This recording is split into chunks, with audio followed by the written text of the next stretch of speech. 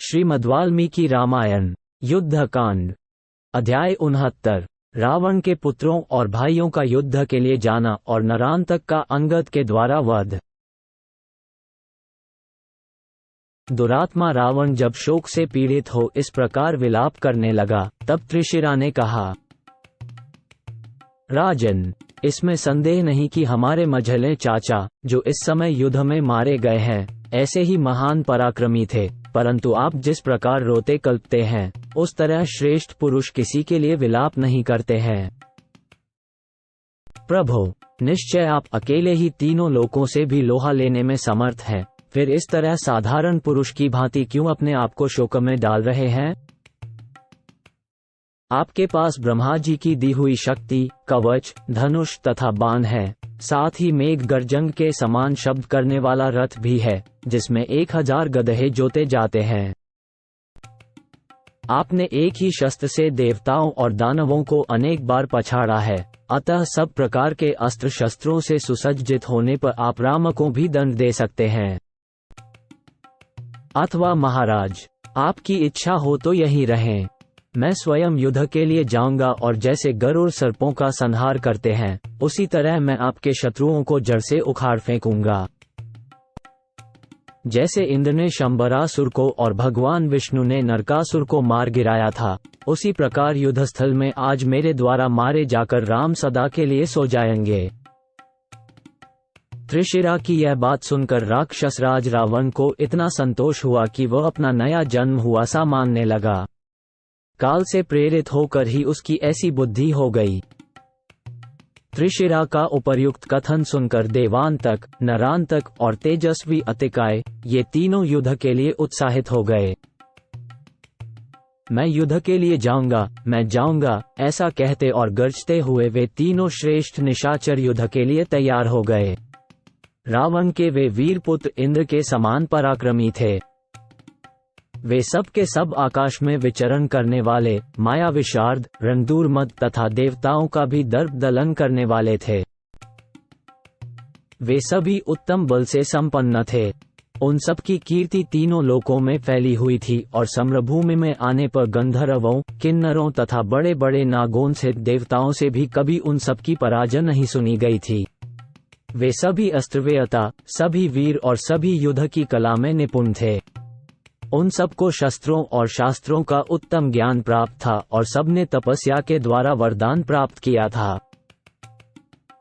सूर्य के समान तेजस्वी तथा शत्रुओं की सेना और संपत्ति को रौंद डालने वाले उन पुत्रों से घिरा हुआ राक्षसों का राजा रावण बड़े बड़े दानवों का दर्प चूर्ण करने वाले देवताओं से घिरे हुए इंद्र की भांति शोभा पा रहा था।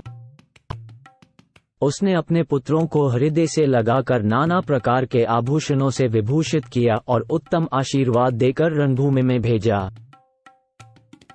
रावण ने अपने दोनों भाई युद्धोन्मत्त, महापार्श्व और मत्त, महोदर को भी युद्ध में कुमारों की रक्षा के लिए भेजा। वे सभी महाकाय राक्षस समस्त लोकों को रुलाने वाले महामना रावण को प्रणाम और उसकी परिक्रमा करके युद्ध के लिए प्रस्थित हुए। सब प्रकार की औषधियों तथा गंधों का स्पर्श करके युद्ध की अभिलाषा रखने वाले त्रिशिरा, अतिकाय, देवांतक, नरांतक, महोदर और महापार्श्व ये 6 महाबली श्रेष्ठ निशाचर काल से प्रेरित हो युद्ध के लिए पुरी से बाहर निकले।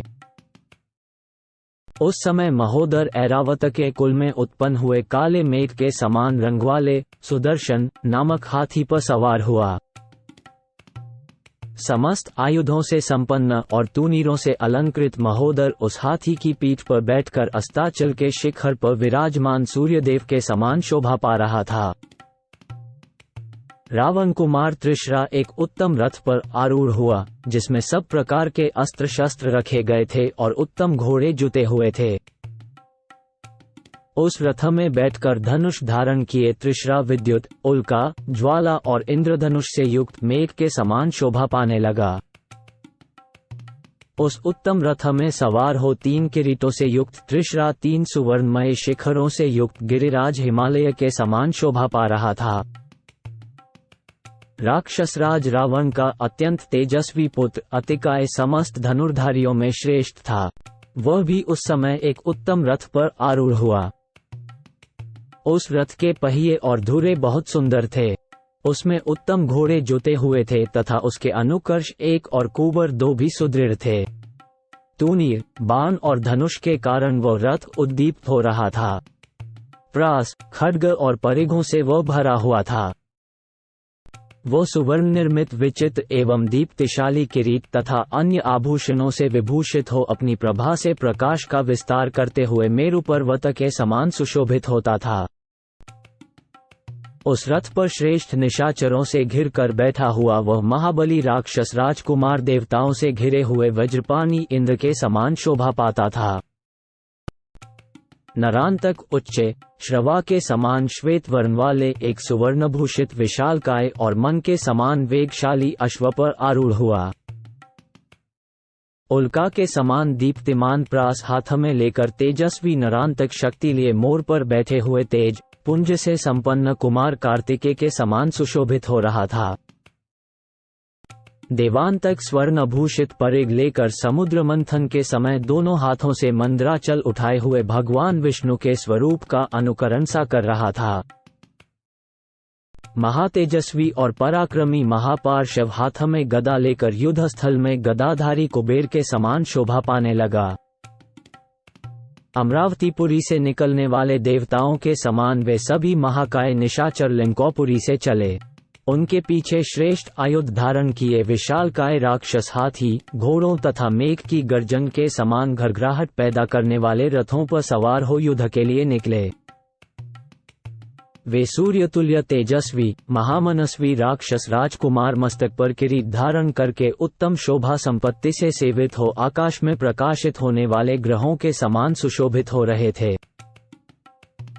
उनके द्वारा धारण की हुई अस्त्र शस्त्रों की श्वेत पंक्ति आकाश में शरद ऋतु के बादलों की भांति उज्ज्वल कांति से युक्त हंसों की श्रेणी के समान शोभा पा रही थी। आज या तो हम शत्रुओं को परास्त कर देंगे या स्वयं ही मृत्यु की गोद में सदा के लिए सो जाएंगे, ऐसा निश्चय करके वे वीर राक्षस युद्ध के लिए आगे बढ़े। वे युद्ध दूर्मद महामनस्वी निशाचर गरजते, सिंहनाद करते, बाण हाथ में लेते और उन्हें शत्रुओं पर छोड़ देते थे। उन राक्षसों के गर्जने, ताल ठोंकने और सिंहनाद करने से पृथ्वी कंपित सी होने लगी और आकाश फटने सा लगा। उन महाबली राक्षस शिरोमणि वीरों ने प्रसन्नतापूर्वक नगर की सीमा से बाहर निकलकर देखा, वानरों की सेना पर्वत शिखर और बड़े बड़े वृक्ष उठाए युद्ध के लिए तैयार खड़ी है। महामना वानरों ने भी राक्षस सेना पर दृष्टिपात किया। वह हाथी, घोड़े और रथों से भरी थी, सैकड़ों हजारों घुंघरूओं की रुंझुन से निनादित थी, काले मेघों की घटा जैसी दिखाई देती थी और हाथों में बड़े बड़े आयुध लिए हुए थी। प्रज्वलित अग्नि और सूर्य के समान तेजस्वी राक्षसों ने उसे सब ओर से घेर रखा था। निशाचरों की उस सेना को आती देख वानर प्रहार करने का अवसर पाकर महान पर्वत शिखर उठाए बारंबार गर्जना करने लगे। वे राक्षसों का सिंहनाद सहन न करने के कारण बदले में जोर जोर से दहाड़ने लगे थे। वानर युद्धपतियों का वो उच्च स्वर से किया हुआ गर्जन तर्जन सुनकर भयंकर एवं महान बल से संपन्न राक्षसगण शत्रुओं का हर्ष सहन न कर सके, अतः स्वयं भी अत्यंत भीषण सिंहनाद करने लगे। तब वानर युद्धपति राक्षसों की उस भयंकर सेना में घुस गए और शैलश्रृंग उठाए शिखरों वाले पर्वतों की भांति वहां विचरण करने लगे। वृक्षों और शिलाओं को आयुध के रूप में धारण किए वानर योद्धा राक्षस सैनिकों पर अत्यंत कुपित हो आकाश में उड़ उड़कर विचरने लगे। कितने ही वानर शिरोमणि वीर मोटी मोटी शाखाओं वाले वृक्षों को हाथ में लेकर पृथ्वी पर विचरण करने लगे। उस समय राक्षसों और वानरों के उस युद्ध ने बड़ा भयंकर रूप धारण किया। राक्षसों ने बाण समूहों की वर्षा द्वारा जब वानरों को आगे बढ़ने से रोका, उस समय वे भयंकर पराक्रमी वानर उन पर वृक्षों, शिलाओं तथा शैल शिखरों की अनुपम वृष्टि करने लगे। राक्षस और वानर दोनों ही वहां रणक्षेत्र में सिंहों के समान दहाड़ रहे थे। कुपित हुए वानरों ने कवचों और आभूषणों से विभूषित बहुतेरे राक्षसों को युद्धस्थल में शिलाओं की मार से कुचल दिया, मार डाला। कितने ही वानर रथ, हाथी और घोड़े पर बैठे हुए वीर राक्षसों को भी सहसा उछलकर मार डालते थे। वहां प्रधान राक्षसों के शरीर पर्वत शिखरों से आच्छादित हो गए थे। वानरों के मुक्कों की मार खाकर कितनों की आंखें बाहर निकल आई थीं। वे निशाचर भागते, गिरते पड़ते और चीत्कार करते थे। राक्षसों ने भी पहने बाणों से कितने ही वानर शिरोमणियों को विदीर्ण कर दिया था तथा शूलों, मुदगरों, खड्गों, प्रासों और शक्तियों से बहुतों को मार गिराया था। शत्रुओं के रक्त जिनके शरीरों में लिपटे हुए थे, वे वानर और राक्षस वहां परस्पर विजय पाने की इच्छा से एक दूसरे को धराशायी कर रहे थे। थोड़ी ही देर में वह युद्धभूमि वानरों और राक्षसों द्वारा चलाए गए पर्वत शिखरों तथा तलवारों से आच्छादित हो रक्त के प्रवाह से सिंच उठी। युद्ध के मध्य से उन्मत्त हुए पर्वताकार राक्षस जो शिलाओं की मार से कुचल दिए गए थे, सब ओर बिखरे पड़े थे। उनसे वहां की सारी भूमि पट गई थी। राक्षसों ने जिनके युद्ध के साधनभूत शैल शिखरों को तोड़ फोड़ डाला था, वे वानर उनके प्रहारों से विचलित किए जाने पर उन राक्षसों के अत्यंत निकट जा अपने हाथ पैर आदि अंगों द्वारा ही अद्भुत युद्ध करने लगे। राक्षसों के प्रधान वीर वानरों को पकड़कर उन्हें दूसरे वानरों पर पटक देते थे। इसी प्रकार वानर भी राक्षसों से ही राक्षसों को मार रहे थे। उस समय राक्षस अपने शत्रुओं के हाथ से शिलाओं और शैल शिखरों को छीनकर उन्हीं से उन पर प्रहार करने लगे तथा वानर भी राक्षसों के हथियार छीनकर उन्हीं के द्वारा उनका वध करने लगे। इस तरह राक्षस और वानर दोनों ही दलों के योद्धा एक दूसरे को पर्वत शिखर से मारने, अस्त्र शस्त्रों से विदीर्ण करने तथा रणभूमि में सिंहों के समान दहाड़ने लगे। राक्षसों की शरीर रक्षा के साधनभूत कवच आदि छिन्न भिन्न हो गए। वानरों की मार खाकर वे अपने शरीर से उसी प्रकार रक्त बहाने लगे जैसे वृक्ष अपने तनों से गोंद बहाया करते हैं। कितने ही वानर रणभूमि में रथ से रथ को, हाथी से हाथी को और घोड़े से घोड़े को मार गिराते थे। वानर युद्धपतियों के चलाए हुए वृक्षों और शिलाओं को निशाचर योद्धा तीखे क्षुरप्र, अर्धचंद्र और भल्ल नामक बाणों से तोड़ फोड़ डालते थे। टूट फूट कर गिरे हुए पर्वतों, कटे हुए वृक्षों तथा राक्षसों और वानरों की लाशों से पट जाने के कारण उस भूमि में चलना फिरना कठिन हो गया। वानरों की सारी चेष्टाएं गर्व से भरी हुई तथा हर्ष और उत्साह से युक्त थीं। उनके हृदय में दीनता नहीं थी तथा उन्होंने राक्षसों के ही नाना प्रकार के आयुध छीनकर हस्तगत कर लिए थे। अतः वे सब संग्राम में पहुंचकर राक्षसों के साथ भय छोड़कर युद्ध कर रहे थे। इस प्रकार जब भयंकर मारकाट मची हुई थी, वानर प्रसन्न थे और राक्षसों की लाशें गिर रही थीं, उस समय महर्षि तथा देवगण हर्षनाद करने लगे। तदनंतर वायु के समान तीव्र वेग वाले घोड़े पर सवार हो हाथ में तीखी शक्ति लिए नरांतक वानरों की भयंकर सेना में उसी तरह घुसा जैसे कोई मत्स्य महासागर में प्रवेश कर रहा हो। उस महाकाय इंद्रद्रोही वीर निशाचर ने चमचमाते हुए भाले से अकेले ही 700 वानरों को चीर डाला और क्षण भर में वानर युद्धपतियों की एक बहुत बड़ी सेना का संहार कर डाला। घोड़े की पीठ पर बैठे हुए उस महामनस्वी वीर को विद्याधरों और महर्षियों ने वानरों की सेना में विचरते देखा। वो जिस मार्ग से निकल जाता, वही धराशायी हुए पर्वताकार वानरों से ढका दिखाई देता था और वहां रक्त एवं मांस की कीच मच जाती थी। वानरों के प्रधान वीर जब तक पराक्रम करने का विचार करते, तब तक ही नरांतक इन सबको लांघकर भाले की मार से घायल कर देता था। जैसे दावानल सूखे जंगलों को जलाता है, उसी प्रकार प्रज्वलित प्रास लिए नरांतक युद्ध के मुहाने पर वानर सेनाओं को दग्ध करने लगा। वानर लोग जब तक वृक्ष और पर्वत शिखरों को उखाड़ते, तब तक ही उसके भाले की चोट खाकर वज्र के मारे हुए पर्वत की भांति ढह जाते थे। जैसे वर्षा काल में प्रचंड वायु सब और वृक्षों को तोड़ती उखाड़ती हुई विचरती है, उसी प्रकार बलवान नरांतक रणभूमि में वानरों को रौंदता हुआ संपूर्ण दिशाओं में विचरने लगा। वानर वीर भय के मारे न तो भाग पाते थे, न खड़े रह पाते थे और न उनसे दूसरी ही कोई चेष्टा करते बनती थी। पराक्रमी नरांतक उछलते हुए, पड़े हुए और जाते हुए सभी वानरों पर भाले की चोट कर देता था। उसका प्रास, भाला, अपनी प्रभा से सूर्य के समान उद्दीप्त हो रहा था और यमराज के समान भयंकर जान पड़ता था। उस एक ही भाले की मार से घायल होकर झुंड के झुंड वानर धरती पर सो गए। वज्र के आघात को भी मात करने वाले उस प्रास के दारुण प्रहार को वानर नहीं सह सके। वे जोर जोर से चीत्कार करने लगे। वहां गिरते हुए वानर वीरों के रूप उन पर्वतों के समान दिखाई देते थे, जो वज्र के आघात से शिखरों के विदीर्ण हो जाने से धराशायी हो रहे हों। पहले कुंभकर्ण ने जिन्हें रणभूमि में गिरा दिया था, वे महामनस्वी श्रेष्ठ वानर उस समय स्वस्थ हो सुग्रीव की सेवा में उपस्थित हुए। सुग्रीव ने जब सब ओर दृष्टिपात किया, तब देखा कि वानरों की सेना नरांतक से भयभीत होकर इधर उधर भाग रही है। सेना को भागती देख उन्होंने नरांतक पर भी दृष्टि डाली, जो घोड़े की पीठ पर बैठकर हाथ में भाला लिए आ रहा था।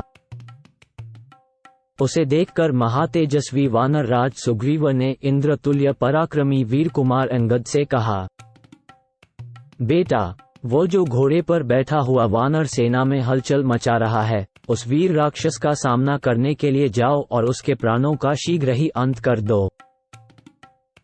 स्वामी की यह आज्ञा सुनकर पराक्रमी अंगद उस समय मेघों की घटा के समान प्रतीत होने वाली वानर सेना से उसी तरह निकले, जैसे सूर्यदेव बादलों के ओट से प्रकट हो रहे हों। वानरों में श्रेष्ठ अंगद शैल समूह के समान विशालकाय थे। वे अपनी बाहों में बाजूबंद धारण किए हुए थे, इसलिए सुवर्ण आदि धातुओं से युक्त पर्वत के समान शोभा पाते थे। वालिपुत्र अंगद महातेजस्वी थे। उनके पास कोई हथियार नहीं था, केवल नख और दाढ़ ही उनके अस्त्र शस्त्र थे। वे नरांतक के पास पहुंचकर इस प्रकार बोले, ओ निशाचर, ठहर जा। इन साधारण बंदरों को मारकर तू क्या करेगा? तेरे भाले की चोट वज्र के समान असह्य है, किंतु जरा इसे मेरी इस छाती पर तो मार। अंगद की यह बात सुनकर नरांतक को बड़ा क्रोध हुआ।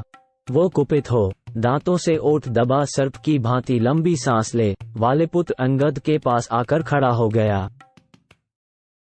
उसने उस चमकते हुए भाले को घुमाकर सहसा उसे अंगद पर दे मारा। वालिपुत्र अंगद का वक्ष स्थल वज्र के समान कठोर था। नरांतक का भाला उस पर टकराकर टूट गया और जमीन पर जा पड़ा। उस भाले को गरुड़ के द्वारा खंडित किए गए सर्प के शरीर की भांति टूक टूक होकर पड़ा देख वालिपुत्र अंगद ने हथेली ऊंची करके नरांतक के घोड़े के मस्तक पर बड़े जोर से थप्पड़ मारा। उस प्रहार से घोड़े का सिर फट गया, पैर नीचे को धंस गए, आंखें फूट गईं और जीभ बाहर निकल आई। वह पर्वताकार अश्व प्राणहीन होकर पृथ्वी पर गिर पड़ा। घोड़े को मरकर पृथ्वी पर पड़ा देख नरांतक के क्रोध की सीमा न रही। उस महाप्रभावशाली निशाचर ने युद्धस्थल में मुक्का तानकर वालिकुमार के मस्तक पर मारा। मुक्के की मार से अंगद का सिर फूट गया। उससे वेगपूर्वक गर्म गर्म रक्त की धारा बहने लगी। उनके माथे में बड़ी जलन हुई। वे मूर्छित हो गए और थोड़ी देर में जब होश हुआ, तब उस राक्षस की शक्ति देखकर आश्चर्यचकित हो उठे। फिर अंगद ने पर्वत शिखर के समान अपना मुक्का ताना, जिसका वेग मृत्यु के समान था। फिर उन महात्मा वालिकुमार ने उससे नरांतक की छाती में प्रहार किया। मुक्के के आघात से नरांतक का हृदय विदीर्ण हो गया। वो मुंह से आग की ज्वाला सी उगलने लगा। उसके सारे अंग लहूलुहान हो गए और वह वज्र के मारे हुए पर्वत की भांति पृथ्वी पर गिर पड़ा। वालिकुमार के द्वारा युद्धस्थल में उत्तम पराक्रमी नरांतक के मारे जाने पर उस समय आकाश में देवताओं ने और भूतल पर वानरों ने बड़े जोर से हर्षनाद किया। अंगद ने श्री रामचंद्र जी के मन को अत्यंत हर्ष प्रदान करने वाला वह परम दुष्कर पराक्रम किया था। उससे श्री रामचंद्र जी को भी बड़ा विस्मय हुआ। तत्पश्चात भीषण कर्म करने वाले अंगद पुनः युद्ध के लिए हर्ष और उत्साह से भर गए।